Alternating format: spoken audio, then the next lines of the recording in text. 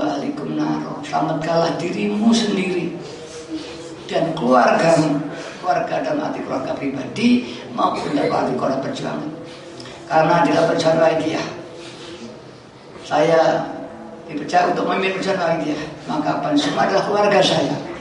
Karena pada keluarga saya punya pertanggungjawaban dari Allah dan saya juga punya hak menegur sampean semua.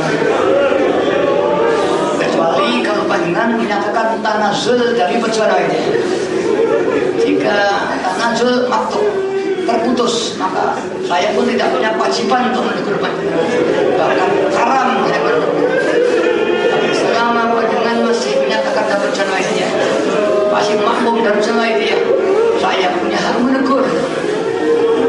Bahkan punya kewajiban menegur.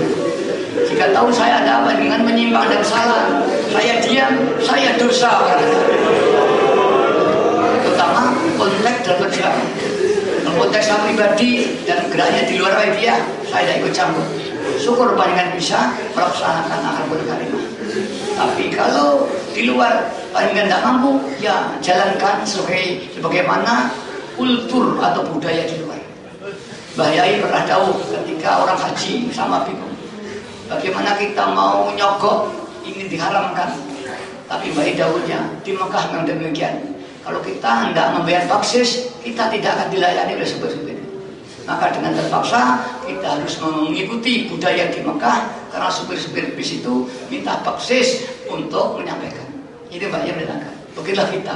Kalau di luar, ya kita silakan mengikuti cara di luar. Tapi di dalam perjuangan Wahidiyah, kita harus dibangun dengan akhlak Rasulullah Sallallahu Alaihi Wasallam.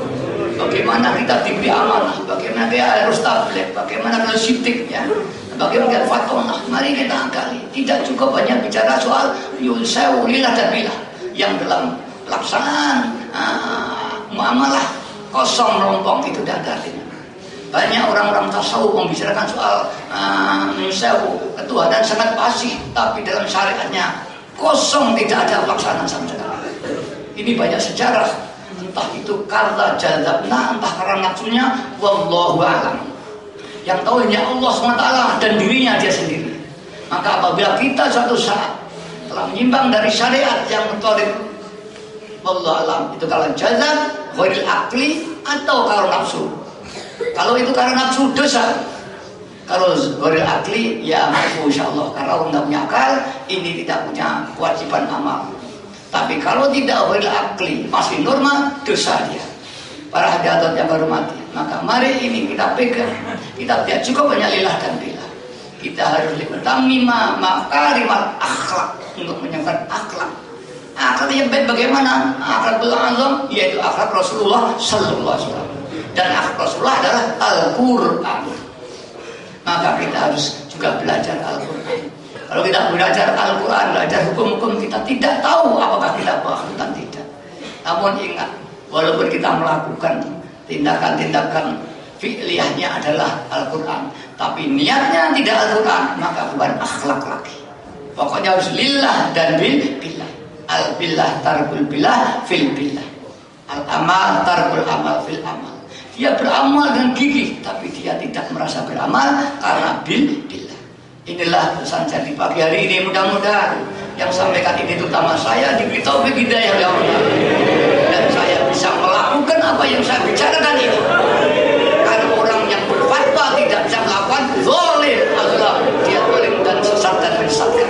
Mudah-mudahan doakan saya diberi taufik hidayah sehingga saya bisa melaksanakan apa yang saya sampaikan di pagi hari ini.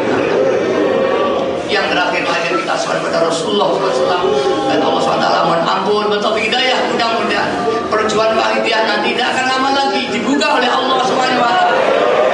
Mudah-mudahan para hadirin janji-janji Allah akan sampaikan kepada kita. Mari kita siap jika suatu saat nikmat Allah datang, kita siap menerima nikmat ini.